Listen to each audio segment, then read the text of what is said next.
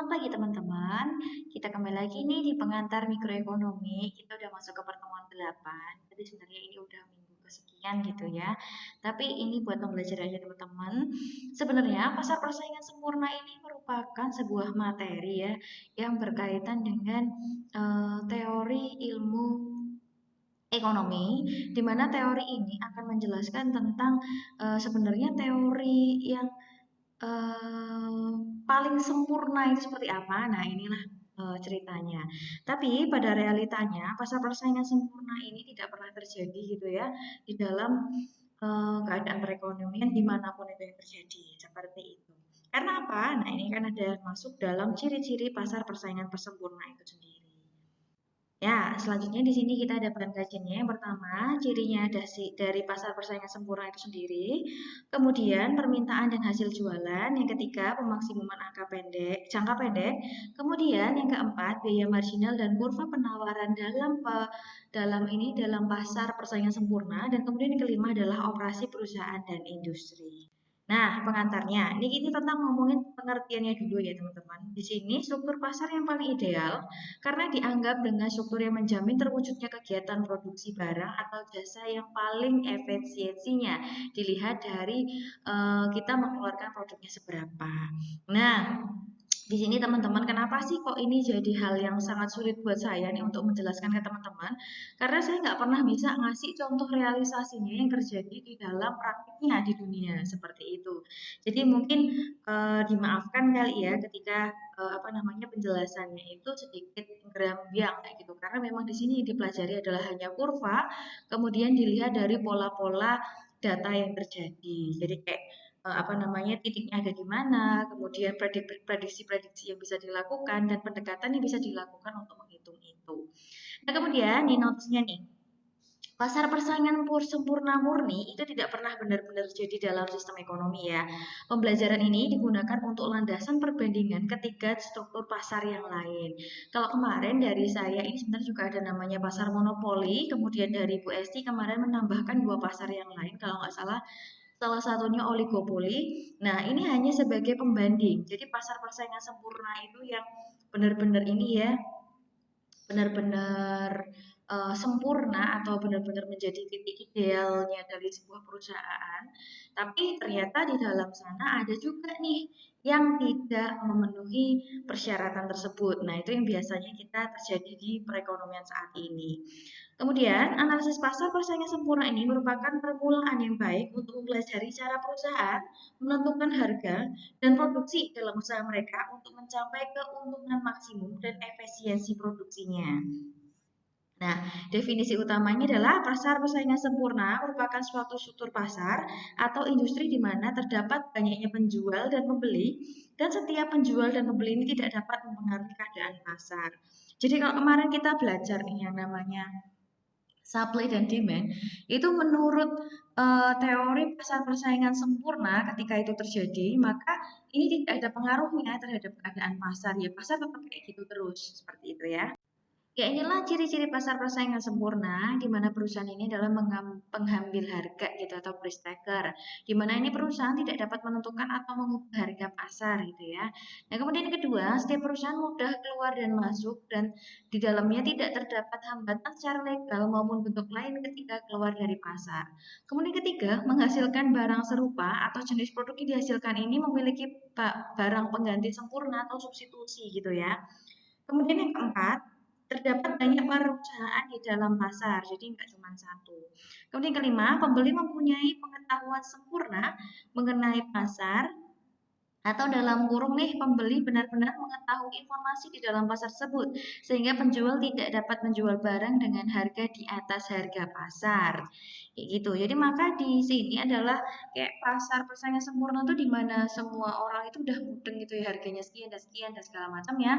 Kemudian dari si pembuat ini tuh cuman bisa menetapkan laba yang tipis atau yang bisa memaksimalkan apa namanya titik kuantitas dan price yang bisa didapat. Nah, di sini permintaan dan hasil jualan dalam analisis usaha untuk memaksimalkan keuntungan terdapat dua hal yang harus diperhatikan. Yang pertama, biaya produksi yang dikeluarkan oleh perusahaan, kemudian hasil penjualan dari barang yang dihasilkan perusahaan. Nah, sifat biaya produksi ini termasuk sama walaupun berada pada pasar persaingan sempurna, monopoli, oligopoli, atau monopolistik. Jadi ngitungnya tuh sama gitu. Dan sifatnya juga sama gitu ya. Nah, kemudian untuk sifat hasil penjualan ini berbeda karena ditinjau dari sudut produsen, bentuk permintaan, dan perilaku konsumen yang mengetahui segala bentuk informasi dari produk tersebut. Nah, ini bisa kita lihat sifat permintaan pada pasar persaingan sempurna. Yang pertama, pembeli merupakan orang yang mengetahui informasi tentang barang yang dihasilkan produsen, merupakan produk identik atau bisa digantikan dengan sempurna nih dengan produk buatan perusahaan lain. Nah, jadi di sini price-nya kan tetap terus ya, walaupun permintaannya atau kuantitinya, oh ini permintaannya itu sama terus. Nah, di sini dengan harga yang juga cukup stabil, walaupun yang dihasilkan itu atau yang dijual itu tetap sama, meningkat gitu ya. Nah, di sini produsen juga menjual semua barang yang ia produksi pada harga yang sama tanpa harus mengurangi harga lagi. Nah, ketika misal nih ada demand dan supply yang bertabrakan gitu, karena pasti ada penawaran dan permintaan gitu ya. Ini supply-nya adalah penawaran dan demand ini adalah permintaan. Nah, di sini pasti ketemu titik temunya di mana P dan Q-nya ini sama-sama ada di sifatnya sama. Jadi price yang sama walaupun dengan kuantitas permintaan yang berubah. Nah, dari hasil penjualan marginal rata-rata dan total. Ini kurva permintaan bertujuan untuk menjelaskan jumlah permintaan terhadap suatu barang pada berbagai tingkat harga dan menunjukkan hasil penjualan rata-rata diterima produsen pada berbagai tingkat produksinya. Nah, kalau ini AR adalah average revenue di mana pendapatan ya atau hasil penjualan rata-rata dari pasar persaingan sempurna. Ini ada AR1 dan ada AR2. Nah, kalau MR ini adalah hasil penjualan marginal. Jadi kalau misalnya kita lihat kemarin nih, kalau misalnya AR dan MR-nya itu seringkali tidak sama atau bentuknya kayak garis gini nih ya, atau meningkat atau bentuknya parabola, ada titik-titik di mana dia akan menerima penurunan gitu marginalnya, tapi kalau di sini itu selalu sama. Jadi average atau hasil penjualan rata-rata pasar persaingan sempurna itu sama dengan hasil penjualan marginal. Nah, merupakan hasil penjualan marginal ini merupakan penambahan hasil penjualan yang diperoleh perusahaan dan menjual satu unit barang yang akan diproduksi. Inilah bentuk dari kurva permintaan pasar persaingan sempurna. Jadi walaupun ini harganya adalah 3.000, kemudian meningkat di 6.000, ini tetap sama, terus stabil seperti ini. Nah, kalau di sini kita melihat dari harga penjualan gitu ya. Harga penjualan atau total revenue di sini kita bisa lihat seluruh jumlah pendapatan diterima dari perusahaan menjual dengan produksinya. Jadi ini yang sudah diproduksi kemudian dijual nih. Nah, garis TR1 merupakan kurva hasil penjualan bila harga saat 6.000. Nah, dia ada di sini karena kuantitinya adalah 10, maka price-nya tadi kan adalah 6.000, maka yang didapat oleh perusahaan itu adalah 60.000.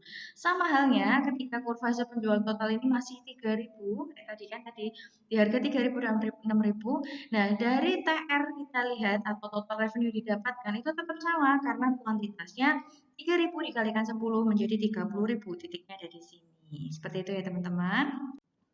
Nah, di sini ada yang namanya pemaksimuman jangka pendek. Jadi ini kita logikakan pasar persaingan sempurna ini punya proses produksi secara jangka pendek gitu dan ada proses produksi jangka panjang.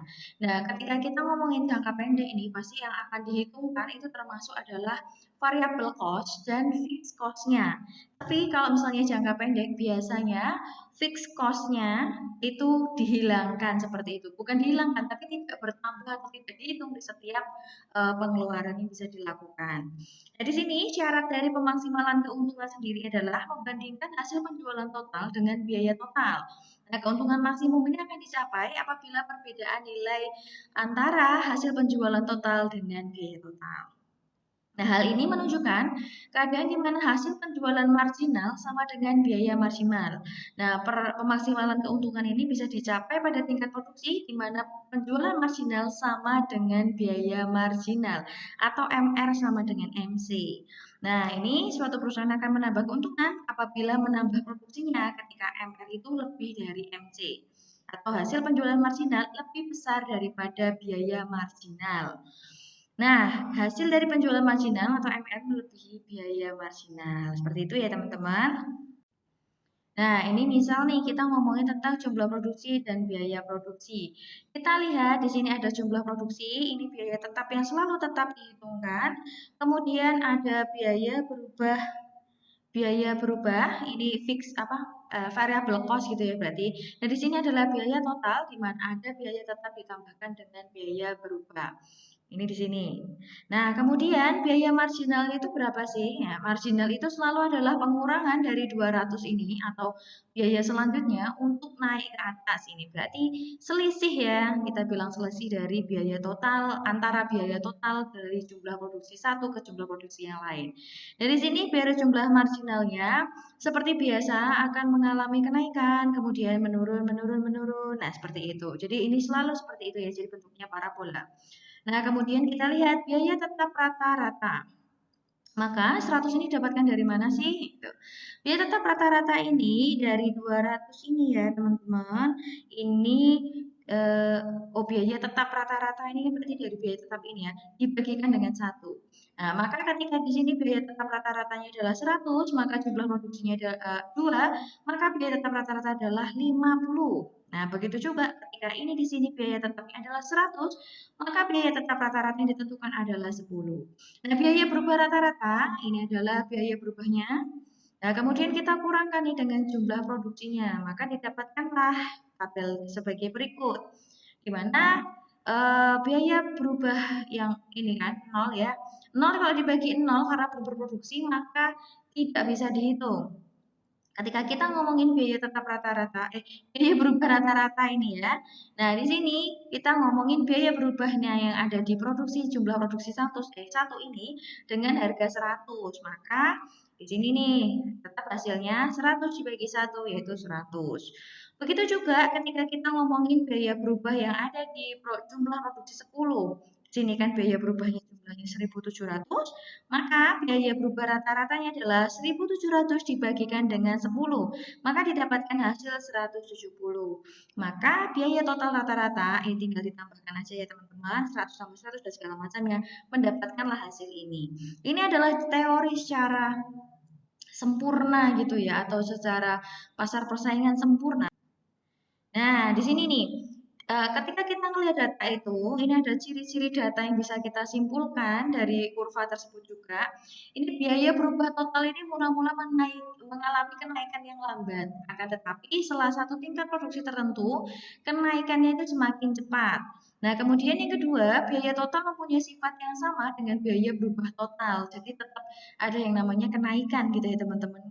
Nah, di sini biaya tetap rata-rata semakin lama semakin kecil. Oleh sebab itu, kurva biaya tetap rata-rata menurun dari kiri atas ke kanan bawah.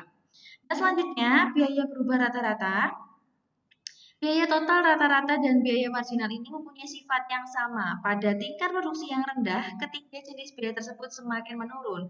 Apabila produksi meningkat, maka produksi yang lebih tinggi biayanya semakin tinggi apabila produksinya ditambah.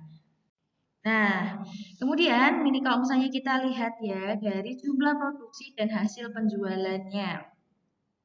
Ini jumlah produksinya tetap nih 1 sampai 10 ya. Kemudian ada harganya dijual dengan harga 150 ini per item. Nah, ini hasil penjualannya. Maka hasil penjualannya jelas ya. Dari harga dikalikan dengan eh, harga dikalikan dengan jumlah produksi. Nah, ini di sini kan udah ada. TR itu adalah total revenue, di mana didapatkan ketika 150 itu harga yang dijual, kemudian jumlah produksinya adalah 10, maka TR-nya atau total revenue-nya adalah 1.500. Maka hasil rata-rata penjualannya ini tetap ya. Karena apa? Karena hasil penjualan ini dibagikan dengan jumlah produksi, maka yang didapatkan akan selalu sama. Seperti itu. Nah, kalau misalnya kita lihat nih, hasil penjualan marginal ini dari mana? Ini adalah dari selisih antara hasil penjualan total ini, 150 ini ke 300 itu kan 150 ya. Nah, ini terus apa namanya harganya sama. Jadi inilah yang disebutkan dengan eh, pasar persaingan sempurna itu ketika AR itu sama dengan MR karena sifatnya sama-sama stabil dan tetap. Itu tadi kurvanya udah digambarkan ya, bentuknya ya tetap yang cuman datar aja gitu. Di slide berapa itu tadi, keempat atau kelima ya. Nah, gimana sih cara menentukan keuntungan maksimum ketika perusahaan itu menjadi price taker atau cuma ngikutin pasar aja lah kayak gitu. Nah, ini kita bisa lihat dari PE, di sini price-nya dari berapa perusahaan itu lebih besar daripada average variable cost kalau AVC ya. Nah, maka perusahaan masih bisa melanjutkan usahanya walaupun mengalami kerugian gitu. Tapi kontribusi margin diperoleh adalah positif. Dan hal ini membantu pengurangan biaya tetap. Sebaiknya jika sebaliknya nih, jika PE atau harga yang dijual oleh perusahaan itu lebih kecil daripada average variable cost, maka perusahaan itu sebaiknya ditutup karena makin banyak yang diproduksi akan semakin rugi. Itu ya teman-teman, bisa bayangin ya. Walaupun ini di pasar persaingan sempurna ini ya setidaknya apa ya, marginnya itu tidak naik, tidak tinggi karena, para pembeli itu sebenarnya udah tahu, "Ah, aku udah tahu nih range hargamu tuh sekian, jadi nggak mungkin dijual lebih mahal." Dan ketika dijual lebih mahal, maka aku bisa pindah nih ke perusahaan lain yang menawarkan dengan produk yang sama. Nah, di sini maka ditariklah kesimpulan untuk pengambilan keputusan perusahaan dalam jangka pendek. Satu, jika margin cost itu lebih kecil dari margin revenue, nah ini total keuntungannya belum maksimum, perusahaan harus meningkatkan outputnya. Nah, jika marginal cost lebih besar itu dari marginal revenue, tingkat keuntungannya itu menjadi menurun dan perusahaan ini harus menghentikan produksinya. Kemudian yang ketiga, jika MC sama dengan MR atau marginal cost sama dengan marginal revenue, tingkat keuntungan jangka pendek ini adalah maksimum. Gitu ya teman-teman. Ini adalah cara gimana teman-teman untuk mengetahui bahwa ternyata di dalam pasar persaingan sempurna ini lebih sayang gitu ya ke konsumen dibandingkan dengan ke produsen. Tapi produsen ini harus tahu bahwa ada hal-hal yang bisa dilakukan ketika produksi pun mengalami apa namanya penurunan yang sangat drastis seperti itu. Karena apa namanya konsumen itu bisa berpindah pada barang substitusi lainnya seperti itu. Nah, di sini ada ketiga kemungkinan ini ya, tadi yang bisa disampaikan. Ini kurvanya. Ketika mengalami kerugian, maka apa tadi AC-nya lebih besar daripada lebih tinggi gitu ya daripada MR. Seperti itu. Nah, kalau di sini kita bisa lihat bahwa apa namanya AR itu sama dengan MR, maka titik tutup usaha ada di titik ini ketika MC itu berdekatan dengan AVC. Seperti itu ya teman-teman. Nah, ketika kita lihat nih di operasi perusahaan dan industri dalam jangka panjang, ini kita bisa lihat dalam jangka panjang ini perusahaan tidak lagi mengeluarkan biaya tetap, gitu kan ya, seperti yang sudah saya bilang. Oleh karena itu, perusahaan ini hanya mengeluarkan biaya berubah atau biaya variabelnya saja yang diperhitungkan. Nah, keadaan yang perlu diperhatikan dalam perusahaan ketika mau lihat di jangka panjang itu adalah keadaan yang wujud apabila permintaan bertambah dan keadaan yang mungkin terjadi nih, wujud itu mungkin terjadi gitu ya apabila permintaan berkurang. Kemudian selanjutnya itu jangka panjang perusahaan-perusahaan ini adalah dalam persaingan sempurna kayak gitu. Nah, kritik pada pasar persaingan sempurna walaupun ini tidak pernah terjadi gitu ya. Dan sekiranya ini kalau misalnya kita bisa bilang contoh tapi ini tidak pure persaingan sempurna. Karena apa? Karena Cina ini pengen nih mewujudkan yang namanya pasar persaingan sempurna kayak memberikan barang-barang substitusi dalam bentuk yang besar dan segala macamnya. Tapi sekali lagi kita pasti akan bilang onorgo onorupo kayak gitu. Jadi misal harganya meningkat, itu kita percaya bahwa kualitasnya juga bakalan baik. Tapi ketika apa namanya dijual dengan harga rendah, seringkali kan kita punya ekspektasi bahwa wah jangan-jangan ini palsu dan segala macamnya. Nah, kita bisa lihatlah nanti posisinya karena memang tidak mungkin terjadi juga di pasar persaingan sempurna. Karena titik semua perusahaan itu adalah ingin mendapatkan profil yang semakin besar. Nah, ini kritik yang untuk pasar persaingan sempurna. Yang pertama adalah pasar persaingan itu tidak mendorong inovasi. Ya karena memang semua orang ngelakuin, semua orang bikin dan ya udah gitu-gitu aja, tidak ada peningkatan-peningkatan yang lain. Kemudian yang kedua, pasar persaingan sempurna seringkali memunculkan biaya sosial. Nah, kemudian yang ketiga, membatasi pilihan konsumen karena cuma itu-itu aja, gitu nggak bisa kustomisasi. Kemudian keempat, biaya produksi pada pasar persaingan sempurna ini akan semakin tinggi karena eh, harapannya barangnya itu sesuai dengan standar tapi harga yang sama. Nah, itu kan pusing gitu ya. Untuk perusahaan juga ngotak-ngatiknya itu kan pusing. Kemudian kelima adalah distribusi pendapatan tidak selalu merata. Nah, jadi kita tuh nggak mungkin semua orang bisa beli dengan harga yang sama atau seperti apa. Ini juga termasuk apa namanya kesulitan untuk konsumen gitu ya ketika akan terjadi yang namanya pasar persaingan sempurna. Maka untuk selanjutnya, setelah ini itu saya akan menjelaskan terkait dengan pasar monopoli, di mana pasar monopoli ini bisa dilakukan monopoli secara alamiah atau dengan campur tangan pemerintah. Jadi nanti kita akan bahas tentang itu dan kita lihat nih perbedaannya dengan pasar persaingan sempurna itu apa saja. Oke?